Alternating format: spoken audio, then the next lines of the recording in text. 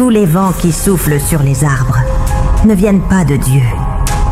Voulez-vous savoir pourquoi le vieux Nadim, qu'on appelait le vieux Américain, entrait chaque nuit dans la toilette des visiteurs? Pourquoi chacun de ses enfants mourait mystérieusement après 5 ans? Et quel secret se cache sous le grand manguier silencieux de sa cour? Abonnez-vous maintenant et activez la cloche, car l'histoire que je vais vous raconter va bouleverser votre âme. C'était un dimanche après un culte puissant. Les chants de louanges résonnaient encore dans le cœur des fidèles, alors que la foule se dispersait lentement dans les ruelles ensoleillées de Port-Louis. Maman Youssouf, une femme courageuse et déterminée, marchait lentement avec sa petite fille de 5 ans, Yasmine, accrochée à son pagne. Depuis 4 ans, elle tenait avec poigne une boutique des vaisselles en plastique dans le quartier de Cassis. Bassines, seaux, tasses à colorer. Elle vendait de tout. Mais depuis leur déménagement dans une maison flambant neuve, plus proche du centre-ville, elle ne dormait plus paisiblement. Des rumeurs circulaient. Un groupe de jeunes hommes, désœuvrés, s'introduisaient la nuit dans les maisons riches pour voler, parfois même sous la menace. Ce jour-là, après le culte, elle s'approcha de maman Shabana, une sœur discrète de l'église, vendeuse de tomates au marché. « Ma sœur, tu sais qu'on a enfin emménagé dans la nouvelle maison. Mais la nuit, j'entends des pas dehors, des bruits de chaînes. Je ne suis pas tranquille. J'aurais besoin de quelqu'un, une sentinelle. Pas un voleur, pas un dormeur. Un homme qui sait veiller. » Maman Shabana hocha la tête, les yeux remplis de compassion. « Je comprends, ma sœur. Tu sais, mon mari Nadim est là. Il n'a pas beaucoup de travail ces temps-ci. Il est vieux, oui, mais il est fidèle, silencieux, et il ne dort pas beaucoup la nuit. Je peux te l'envoyer ce soir même. » Maman Youssouf sourit, soulagée. « Parfait, ce soir je t'attends. » Le soir venu, Nadim arriva. Petit de taille, mais toujours droit comme un bâton. Il portait un chapeau en cuir et une chemise de toile comme les cow-boys dans les films américains. Les enfants du quartier l'appelaient affectueusement le vieux Américain. Il s'approcha de la maison, salua respectueusement maman Youssouf, puis demanda simplement « Où dois-je m'asseoir cette nuit ?» Elle montra la véranda.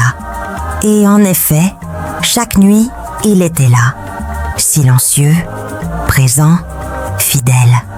Ce qu'on savait, c'est que depuis son arrivée, la maison de maman Youssouf n'était plus jamais inquiétée. Le temps passa comme un fleuve tranquille, et le vieux Nadim dit « vieux Américain » devint bien plus qu'un simple gardien. Il était devenu un pilier silencieux dans la vie de maman Youssouf. Parfois, quand elle devait partir à Mahébourg, ou même à l'étranger pour importer ses produits, bassines colorées, seaux, couverts, c'est lui qui récupérait la caisse au magasin. Il comptait l'argent avec une lenteur méticuleuse, notait chaque chiffre dans un petit carnet usé et déposait le tout avec soin dans le tiroir fermé à clé. « Mama Youssouf, 12 450 roupies aujourd'hui. La caisse est propre, pas un sou manquant, » disait-il en lui tendant le relevé chaque semaine. En son absence, il balayait la cour, nourrissait les chiens, surveillait les murs comme un soldat de veille. Il s'occupait de la maison jalousement, comme s'il en était le propriétaire d'honneur. Les voisins parlaient souvent de lui. Ce vieux Américain-là, ce n'est pas un homme de beaucoup de paroles, mais regarde comment il garde la maison de Mama Youssouf, comme si c'était un trésor sacré, disait un commerçant du coin. Un autre ajoutait « On voit rarement une telle fidélité. Même certains membres de la famille n'ont pas autant de zèle. Cette fidélité fut récompensée. Un soir de décembre, alors que les enfants dansaient au son des chants de Noël dans la cour et que les lampes clignotaient aux fenêtres, maman Youssouf appela Nadim à l'écart. Elle tenait une enveloppe brune et une petite clé dans ses mains. « Tonton Nadim, ça fait 2 ans que tu es là, jour et nuit. J'ai beaucoup réfléchi. J'ai une vieille maison avec une petite parcelle à Trianon. Ce n'est pas grand, mais c'est bien situé. Elle est à toi. Tu ne peux pas continuer à vivre si loin, toi et les enfants. Je veux que ta famille te soit proche. Et surtout, que tu aies quelque chose à ton nom. » Nadim resta silencieux. Son regard se posa lentement sur la clé, puis sur le visage de la veuve. Ses mains tremblaient légèrement. « Vous me donnez une maison ? Comme ça ? Juste comme ça ?» Elle répondit doucement. « Pas juste comme ça. Tu l'as mérité. Chaque nuit de veille, chaque geste honnête, chaque silence digne. Tu l'as mérité. » La nouvelle fit rapidement le tour du quartier. Certains murmurèrent. « Elle doit avoir un faible pour lui. Ce n'est pas normal de donner une maison à un homme comme ça. Peut-être qu'ils sont ensemble en cachette. Ce n'est pas clair, hein ?» Mais d'autres disaient avec conviction. « Non, c'est simplement de la reconnaissance. Si chacun récompensait la loyauté comme ça, il y aurait moins de misère dans ce pays. » Quant à Nadim, il ne répondit à aucune rumeur. 2 jours après son arrivée dans la nouvelle maison, Nadim planta soigneusement un petit manguier derrière la clôture en bois, à l'endroit le plus ensoleillé du terrain. Et chaque soir, en rentrant, fatigué mais le cœur encore plein d'espoir, il remplissait un vieux bidon d'eau et arrosait l'arbre en silence, parfois en chantonnant doucement un air ancien de son village. Il continua de veiller chaque nuit avec la même rigueur. Pendant ce temps, dans l'ombre de ses responsabilités visibles, maman Youssouf avait une autre mission, celle du cœur. Chaque dimanche après le culte, elle marchait discrètement jusqu'au bidonville de Ti Rodrigue, là où les ruelles étaient si étroites que 2 personnes ne pouvaient pas se croiser sans se frôler. Là-bas vivait Amina, une vieille femme aveugle au regard voilé, qui tenait à peine sur ses jambes. Elle vivait avec son mari infirme, tous 2 oubliés du monde. Mais pas de maman Youssouf. Chaque semaine, elle leur apportait à manger, du riz, un peu de viande, des légumes, et laissait discrètement un billet dans la main frêle d'Amina. « Tiens, maman Amina, ce n'est pas grand-chose, mais au moins, vous ne dormirez pas le ventre vide. » Amina souriait toujours avec une sagesse silencieuse. Le cœur qui donne, Dieu le voit mieux que les yeux du monde. Le jour passèrent, les mois, 5 ans après. Ce dimanche-là, juste après sa visite à Amina, maman Youssouf rentra précipitamment chez elle. Elle avait préparé sa valise depuis 3 jours. Ce voyage n'était pas comme les autres. D'habitude, elle allait à Dubaï ou en Inde, où elle connaissait les grossistes, les douaniers, les hôtels bon marché. Mais cette fois, elle partait pour la Chine. Une opportunité unique de découvrir de nouveaux produits, de meilleures marges, de rivaliser avec les plus grands vendeurs de Port-Louis. Elle appela Nadim dans la cour. « Écoute-moi, Nadim, je voyage déjà ce soir. Je compte sur toi. Tu veilles sur la maison comme toujours. Mais cette fois, je veux que tu accompagnes la gérante chaque jour pour déposer l'argent à la banque. Compris ?» Nadim hocha la tête avec son calme habituel. « Tu peux voyager tranquille, maman. Je suis là. Rien n'entrera ici, pas même une mouche, sans que je le sache. Et la gérante, je l'accompagnerai même à pied s'il le faut. » Maman Youssouf sourit, rassurée. « Parfait. Et Yasmine, je vais la laisser chez mes parents à Maïbourg. Elle est mieux là-bas qu'ici sans moi. Elle ferma sa valise, ajusta son foulard, et avant de monter dans le taxi, elle se retourna une dernière fois vers Nadim. « Veille bien, hein, je reviens dans 10 jours. » Il leva son chapeau légèrement, une promesse muette dans le regard. Le voyage en Chine se déroula au début à merveille. À Guangzhou, elle trouva des fournisseurs sérieux, des prix attractifs, des produits originaux. Elle fit ses achats avec prudence, gérant chaque sou avec rigueur. Mais au moment du dédouanement à l'aéroport, tout se compliqua. Les tarifs douaniers avaient augmenté. Les autorités exigèrent des documents supplémentaires. Un agent glissa même qu'un cadeau faciliterait les choses. Maman Youssouf, intègre et droite, refusa. Mais les frais grimpèrent vite. Elle calcula et comprit qu'il lui manquait près de 70 000 roupies pour faire sortir sa marchandise. Assise dans un petit café près de la douane, elle prit son téléphone, la gorge serrée.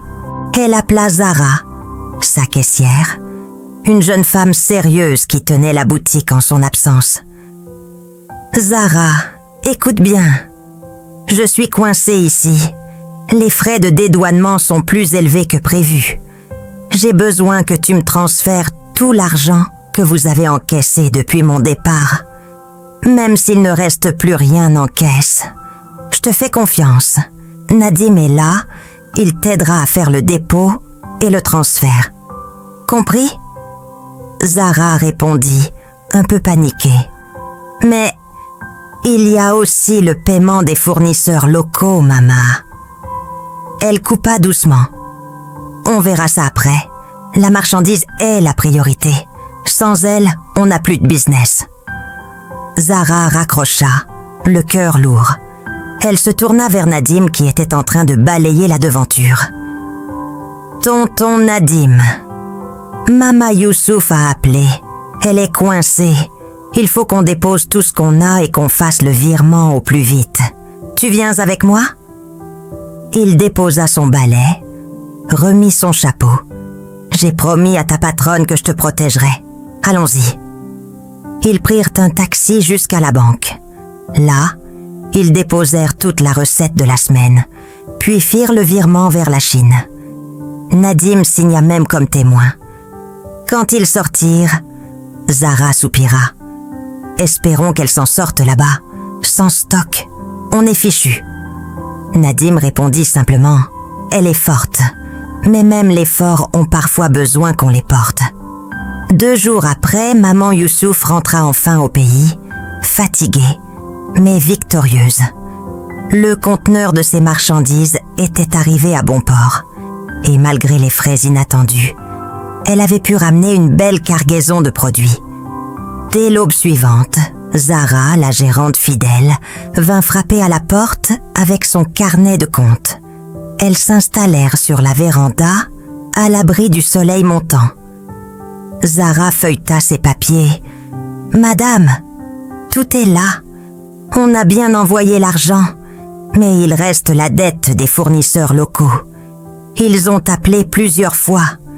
Ils veulent qu'on règle ça avant la fin de la semaine. » Maman Youssouf hocha la tête, le visage fermé.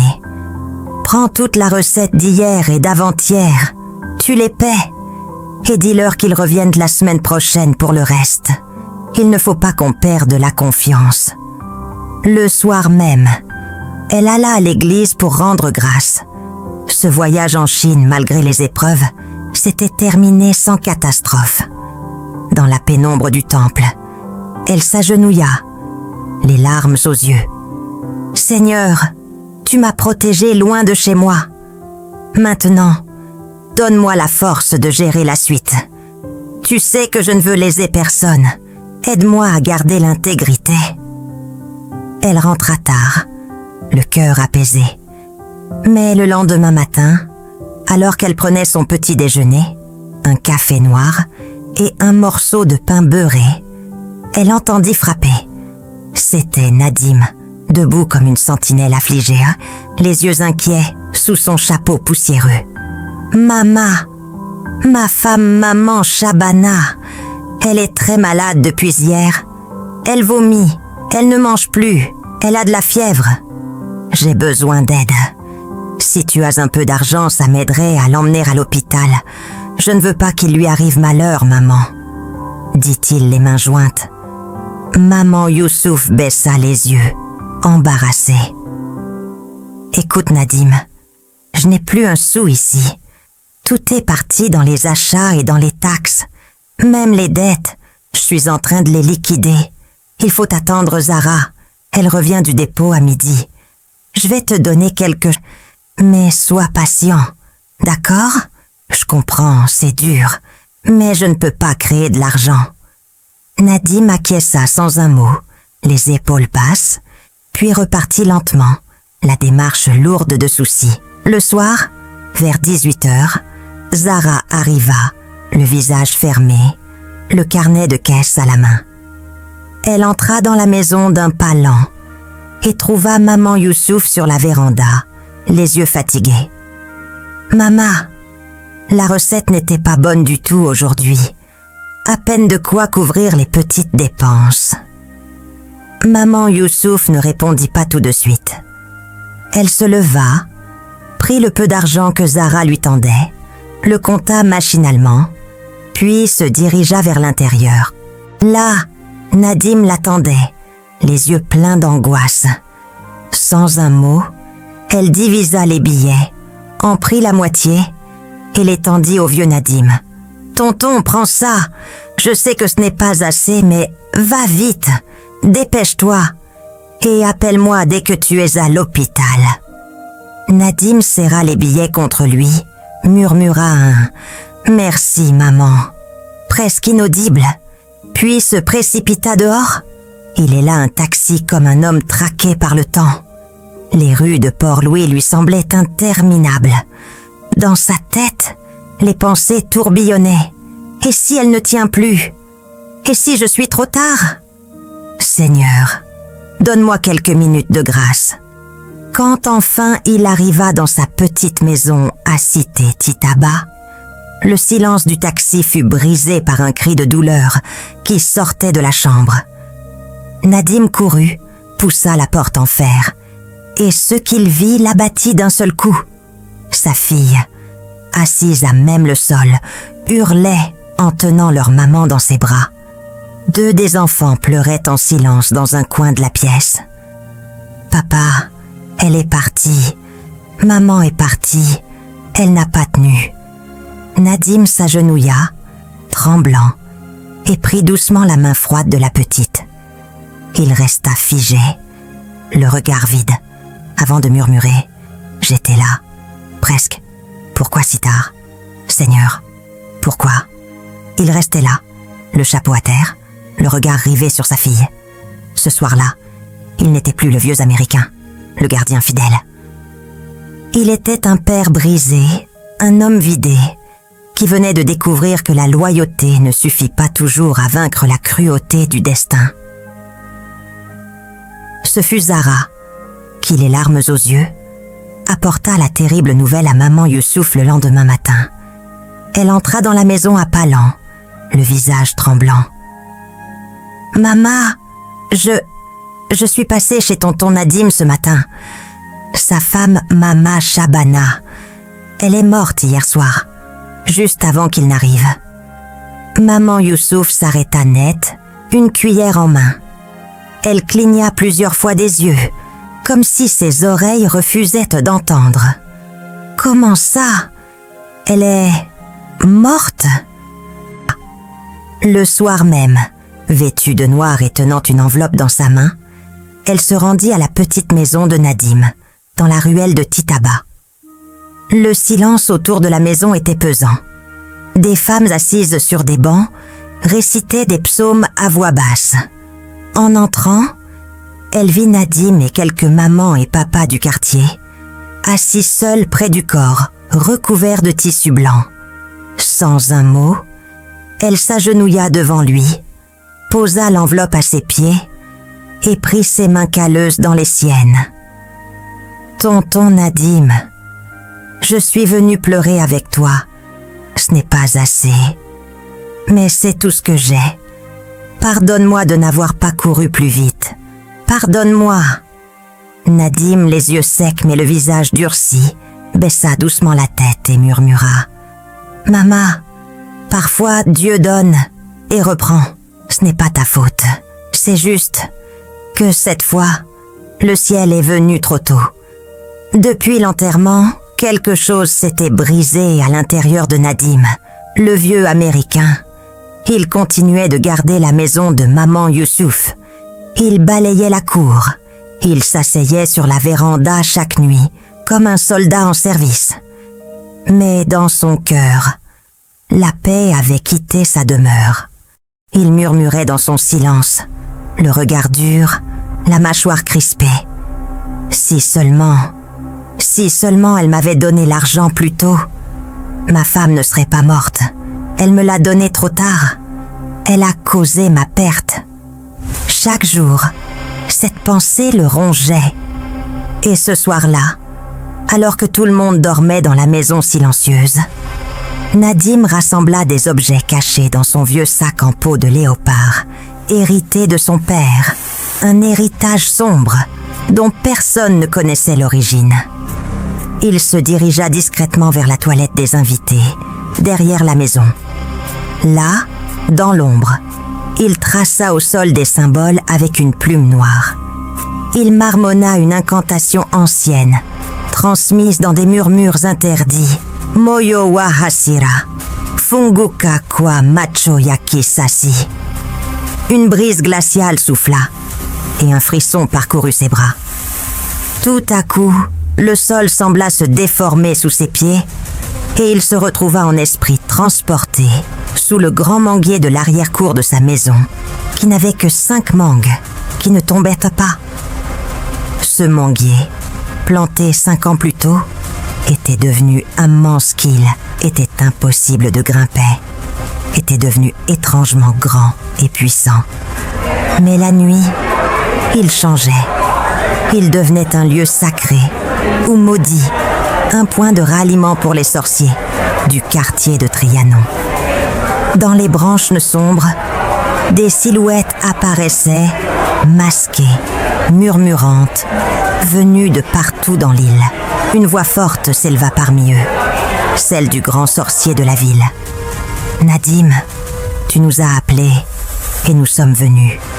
Le vent qui a secoué ton arbre cette nuit-là, c'était notre souffle. La mangue tombée était ta femme. Nous avons agi comme tu l'avais souhaité. » Tous les sorciers l'acclamèrent dans un murmure rauque. Nadim leva les mains, la gorge serrée. « Je vous remercie. Je vous remercie pour ce que vous avez fait. Mais je suis encore en colère. Je suis en feu. Maman Youssouf a attendu.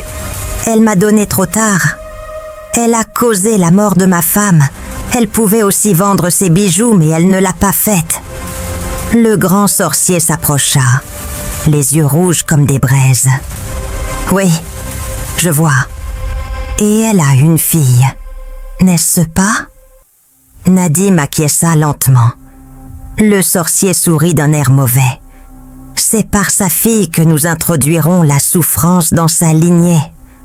Lors de la prochaine pleine lune, l'enfant doit être ici, avec nous. Et pour cela, prends ceci. » Il lui tendit un petit morceau de viande séchée, noir comme le charbon. « C'est toi qui la déposes à l'école, n'est-ce pas? Glisse ceci dans son pain. Quand elle le mangera, elle sera invitée ici, dans notre cercle, sans même le savoir. Et là, notre œuvre sera complète. » Nadim prit le morceau, les doigts tremblants. Il hocha la tête, sans prononcer un mot. Le pacte était scellé. Le lendemain matin, il revint à la maison de maman Youssouf, comme si rien ne s'était passé. Il salua poliment Zara, remit de l'ordre dans les pots de fleurs de la cour et s'assit à sa place habituelle. Personne ne se doutait de rien. Maman Youssouf, elle, était soucieuse mais apaisée de le voir encore fidèle. Elle lui sourit, l'âme légère. Tonton Nadim, merci encore pour ta fidélité. Je sais que tu souffres, mais tu continues de nous aider. Que Dieu te récompense. Nadim répondit doucement, la voix calme. Amen, maman. Chacun récolte selon ce qu'il sème. Et dans sa poche, le morceau de viande noire attendait. Dans le quartier, des murmures circulaient déjà. Le vieux Nadim, il ne parle plus depuis la mort de sa femme. Il a changé. 5 mois s'étaient écoulés depuis la mort de la femme de Nadim, et la vie semblait avoir repris son cours à la surface. Ce matin-là, alors que le soleil se levait sur Port-Louis, elle sortit précipitamment avec un téléphone à la main, très énervée, et une pile de papier. « Tonton Nadim, s'il te plaît, je suis submergée aujourd'hui. Yasmine part à école. Peux-tu la déposer? Son goûter est déjà dans son sac. Merci, hein. » Nadim hocha la tête, avec ce même sourire discret qu'il avait appris à afficher. Yasmine sauta dans ses bras, insouciante. « Tonton, on va passer par le chemin des manguiers ?» Il acquiesça sans un mot, tenant sa petite main dans la sienne, le sac à dos rose de l'autre. En chemin, alors que Yasmine chantait doucement une comptine apprise à l'école, Nadim ralentit le pas. Il s'arrêta derrière un mur, regarda autour de lui, puis ouvrit discrètement la fermeture du sac. Il sortit la boîte à goûter, ouvrit le pain, glissa délicatement le petit morceau de viande séché, sombre et rigide, au cœur du sandwich, puis referma le tout avec soin. Ses mains tremblaient légèrement, mais son regard était dur. « Que la justice passe, même dans l'ombre !» murmura-t-il en remettant la boîte à sa place. Une fois à l'école, il fit un dernier sourire à Yasmine. « Sois sage, ma fille. Écoute bien la maîtresse, d'accord ? » « Oui, tonton, » répondit-elle en courant vers la cour de récréation. À la pause de 10 heures, comme à son habitude, Yasmine ouvrit sa boîte à goûter sous le manguier de la cour. Elle s'assit avec ses camarades et croqua à pleines dents dans son pain. « Maman a mis de la viande aujourd'hui, » dit-elle surprise. Elle ne savait pas que cette viande n'avait jamais vu de marmite, ni connu les marchés de Port-Louis. Elle mangea tout, sans rien soupçonner, tandis qu'au loin, le vent soufflait étrangement dans les feuilles, comme si le grand manguier de la parcelle de Nadim tremblait déjà d'anticipation. Tous les orsiers étaient contents, ils applaudissaient. Ce jour-là, personne ne vit le changement. Les jours passèrent, puis les mois. Mais quelque chose changeait lentement chez Yasmine. Elle devenait plus silencieuse, plus distraite. Maman Youssouf pensait que c'était à cause de l'école ou de la fatigue, sans jamais se douter que l'âme de sa fille avait été souillée par une nourriture impure. Puis, une nuit, alors qu'une pluie torrentielle s'abattait sur Port-Louis, le tonnerre grondant dans les cieux comme un tambour de guerre, Yasmine fit un rêve étrange, ou plutôt, une visitation. Dans sa chambre obscure, elle vit une silhouette se matérialiser au pied de son lit. C'était Nadim, le vieux Américain, vêtu d'une nguimbe noire, tenant un bâton sculpté en forme de serpent. Il murmura « Yasmine, tu te souviens du pain? De la viande?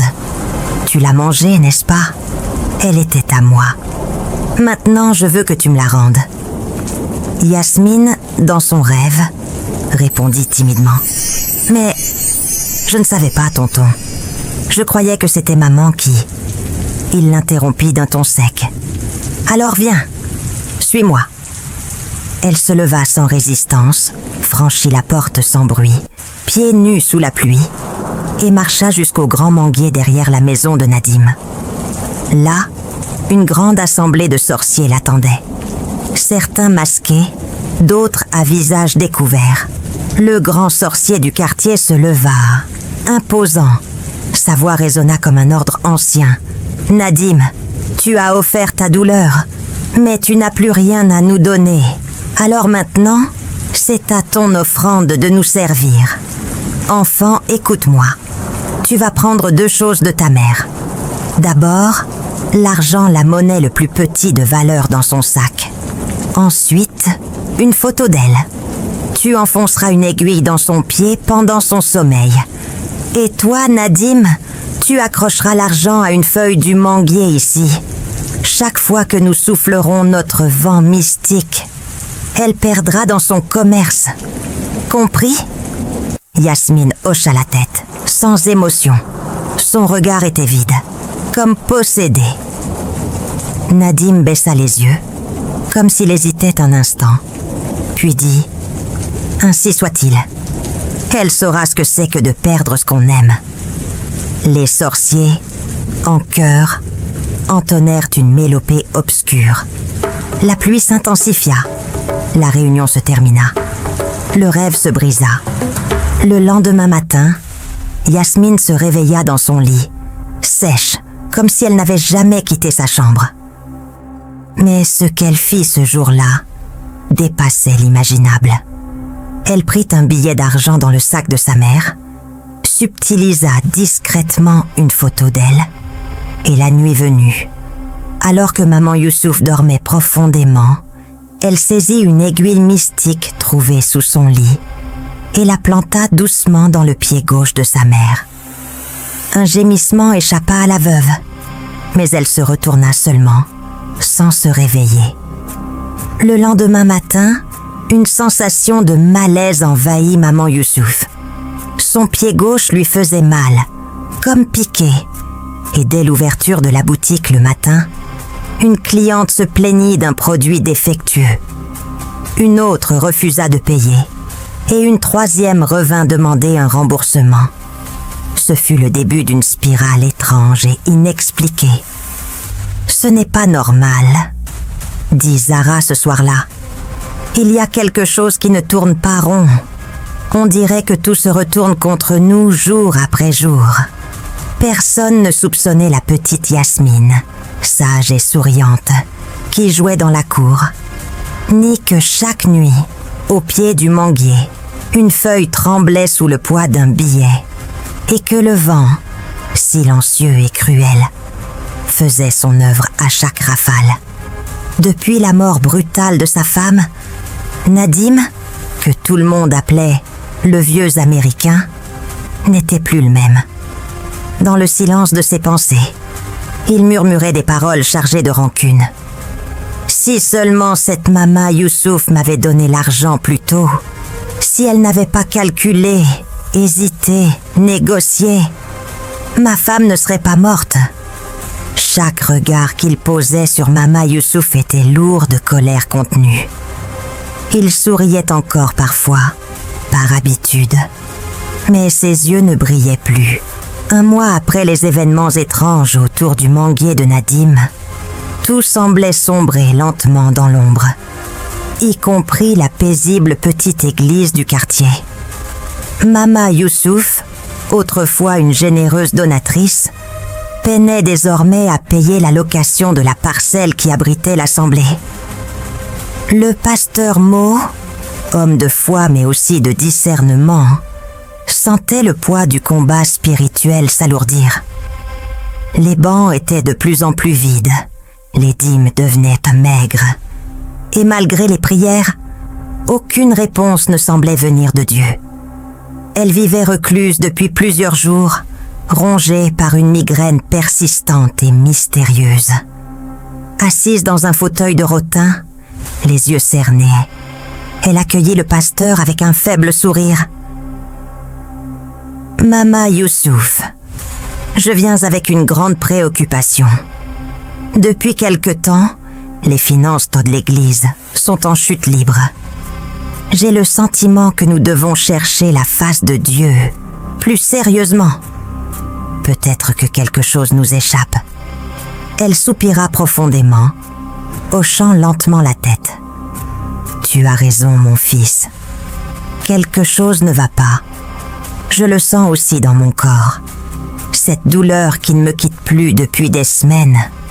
Comme si quelque chose pesait sur ma tête, jour et nuit. » Ils prièrent ensemble, et durant les 2 semaines qui suivirent, quelques membres fidèles de l'Église se joignirent à eux dans le jeûne et la supplication. Mais étrangement, le ciel restait silencieux. Aucun songe, aucun message, aucun miracle. Le silence de Dieu devenait pesant. Un après-midi, alors que la pluie menaçait, le pasteur reçut un appel de Mama Youssouf. Sa voix était faible mais déterminée. « Pasteur Mo, viens, il faut que je te parle. » Lorsqu'il arriva, il la trouva allongée, une serviette humide sur le front. Ses mains tremblaient légèrement. « Écoute, mon fils, j'ai réfléchi. Je crois qu'il est temps de déplacer l'église. Le seul endroit que je ressens comme un refuge, c'est ma propre parcelle. Elle est grande, bien située, et surtout, elle est couverte par mes prières depuis des années. » Le pasteur resta silencieux, ému et surpris. « Tu es sûre, Armama? C'est une grande décision. » Elle répondit d'une voix presque chuchotée. « Je n'ai plus grand-chose, pasteur. Mais ce terrain, je veux qu'il serve à la gloire de Dieu. Peut-être qu'en bénissant sa maison, il guérira aussi la mienne. » Le pasteur quitta la maison avec un cœur bouleversé. En marchant, il se disait « Comment se fait-il que ce lieu de bénédiction se soit soudainement transformé en terre de souffrance? Pourquoi Dieu ne parle-t-il plus ?» Il ne le savait pas encore, mais la parcelle de Mama Youssouf était désormais marquée, sans qu'elle le sache, par une invocation diabolique. L'endroit que Mama voulait offrir à Dieu avait été spirituellement contaminé. Les membres aidèrent à transporter les bancs, les instruments, la croix en bois sculptée. On célébra un culte inaugural, rempli de chants et de prières, dans la cour spacieuse de Mama Youssouf. Mais ce soir-là, tandis que les fidèles dansaient et louaient Dieu, Nadim restait à l'écart, observait depuis sa fenêtre. Il marmonna froidement. « Elle croit pouvoir élever la voix de Dieu sur une terre que j'ai déjà consacrée au mien. Qu'elle attende seulement la pleine lune. » Et cette nuit-là, sous son manguier devenu temple des ténèbres, les sorciers se réunirent de nouveau. 2 jours après l'installation officielle de l'église, sur la grande parcelle de Mama Youssouf, un vent nouveau semblait souffler sur le lieu. Les premiers cultes avaient été intenses, chargés d'émotions, de louanges et de supplications. Pourtant, dans les coulisses, un malaise persistait. Nadim, le vieux Américain, n'était plus le même. Jadis homme solide et fidèle à son poste de gardien, il semblait fatigué, agité, presque effrayé. Chaque nuit, en surveillant les abords du terrain, il sentait une oppression étrange, comme si quelqu'un ou quelque chose le suivait, le regardait ou même le frappait. Il n'en parlait à personne, mais ses yeux trahissaient en ces nuits blanches. Il avait honte d'avouer ce qu'il vivait, de peur qu'on le prenne pour fou ou possédé. Un matin, après avoir longuement hésité, Nadim se rendit à la maison principale. Il y trouva Mama Youssouf, assise à l'ombre du porche, une Bible sur les genoux. Il prit une grande inspiration avant de parler. « Maman, je suis venue te parler. Je ne me sens plus à ma place ici. Je ne dors plus. Je n'arrive plus à tenir la garde. Tu sais, j'ai toujours voulu t'honorer, rester à tes côtés jusqu'à la fin. Mais là, je n'ai même pas de quoi nourrir ma famille. Et comme ici, il n'y a pas de salaire, Ça devient compliqué pour moi. Je viendrai te voir de temps en temps, mais je crois qu'il est temps que je parte. » Il parlait avec tristesse, comme un fils qui annonce son départ à sa propre mère. Mama Youssouf resta silencieuse, touchée. Elle ouvrit la bouche pour dire quelque chose, mais elle n'en eut pas le temps. « Mon frère, tu peux partir » intervint fermement le pasteur Mo, qui venait d'arriver discrètement par derrière. « L'Éternel est Jéhovah Jireh, celui qui pourvoit. Il saura répondre à tes besoins, et aussi aux nôtres. Tu nous as aidés jusqu'ici, et Dieu te le rendra. Va en paix. » Nadim baissa la tête, ému, mais un peu vexé aussi de ne pas avoir entendu les mots de Mama Youssouf. Il répondit d'une voix basse. « Merci, pasteur. Que Dieu vous garde. » Puis il s'éloigna lentement, jetant un dernier regard à la maison, comme s'il quittait une partie de lui-même. Les jours suivants furent étrangement calmes. Cette nuit-là, la réunion des sorciers de Trianon atteignait un niveau de tension rarement vu. Rassemblés dans le silence inquiétant d'un lieu caché, ils invoquaient des forces obscures pour planifier l'élimination de Mama Youssouf. Le grand sorcier, assis en tailleur, ferma les yeux et tendit sa main vers la flamme vacillante au centre du cercle. « Ce soir, la vieille femme doit être effacée », murmura-t-il d'une voix caverneuse. Mais à peine les incantations avaient-elles commencé que plusieurs membres du cercle commencèrent à regarder autour d'eux, troublés. Quelque chose n'allait pas. Yasmine, la plus jeune recrue, était absente. Elle ne répondait pas à l'appel mystique. Le grand sorcier fronça les sourcils, puis déclara « Ouvrez l'œil de l'ombre, voyons où elle se cache. » Ils allumèrent la caméra mystique, un miroir ancien noirci par les rituels. Mais l'image apparue n'était qu'une brume épaisse, agitée par des éclairs de lumière blanche. Le grand sorcier recula brusquement. Quelqu'un prie, fortement. Pendant ce temps, dans la parcelle de Mama Youssouf, un culte de veille s'était organisé spontanément. Les membres de l'église, menés par le pasteur Mo, chantaient, criaient, priaient avec ferveur.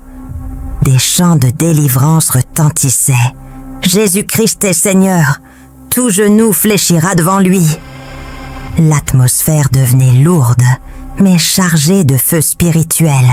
Dans une autre rue du quartier, Yasmine suffoquait. Elle ne comprenait pas ce qui lui arrivait. Tout brûlait en elle, sa gorge, ses entrailles, ses pensées. Elle se mit à courir comme une folle, pieds nus, cheveux décoiffés, en hurlant « Il y a le feu! Le feu! Je vais tout dire !» Elle arriva en courant à la parcelle, s'écroula au sol, en larmes. Le pasteur Mo s'approcha doucement, suivi de plusieurs femmes de l'église. Yasmine, en tremblant, raconta tout. Comment Nadim lui avait glissé la viande ensorcelée, comment elle avait été initiée malgré elle aux ténèbres, comment elle avait été utilisée comme pont pour atteindre Mama Youssouf. Le silence tomba. Une sœur éclata en sanglots. Le pasteur posa ses mains sur la tête de Yasmine. « Jésus est vivant. Il est venu chercher et sauver ceux qui étaient perdus. Sois libre, au nom de Jésus-Christ. » Un cri perça la nuit, alors que Yasmine convulsait, puis s'effondra dans les bras de sa maman et certains membres de l'église. Quelques minutes plus tard, elle ouvrit les yeux, paisible. Elle était délivrée. Un chant s'éleva de l'assemblée. « Il m'a libérée, il m'a libérée. Jésus m'a libérée. » Cependant, malgré cette grande victoire, un détail inquiétait encore certains. Le manguier, bien que silencieux, continuait de produire ses fruits, comme si de rien n'était. Chaque 5 ans, des mangues tombaient mystérieusement au sol, toujours à la même heure. Personne n'osait les toucher. Le pasteur en prit conscience. Mais il savait que la bataille n'était pas contre un arbre, mais contre les racines spirituelles profondément enfouies dans la terre. Quant à Nadim, il vivait désormais dans l'ombre, reclus toujours dans sa maison à la sortie du quartier. Il ne lui restait plus que sa cadette, gravement malade parce que les fruits du maguier, qui reprentait ses enfants, ne restaient qu'un seul. La fièvre la consumait lentement.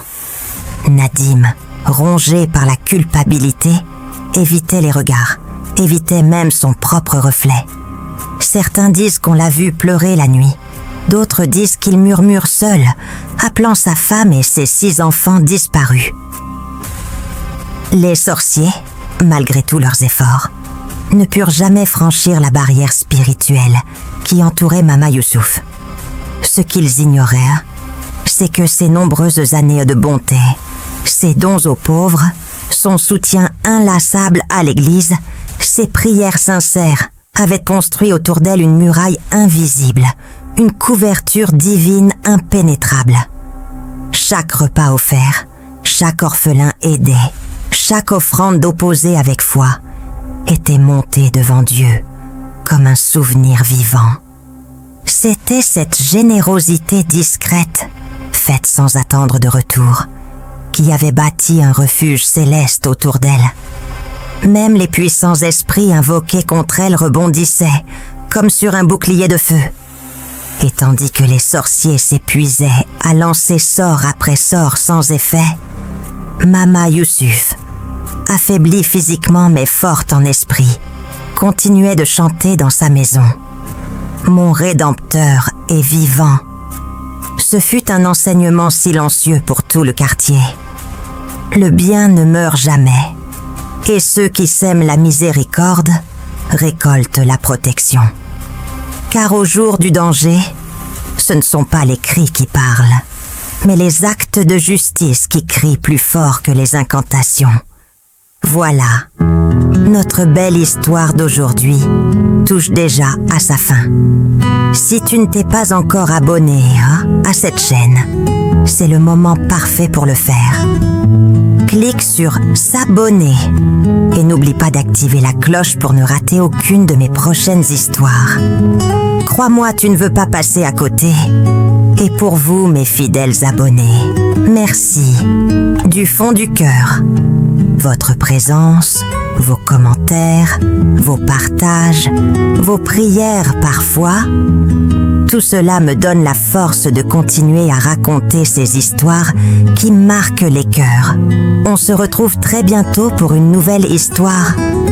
D'ici là, restez éveillés, restez inspirés et que Dieu vous garde.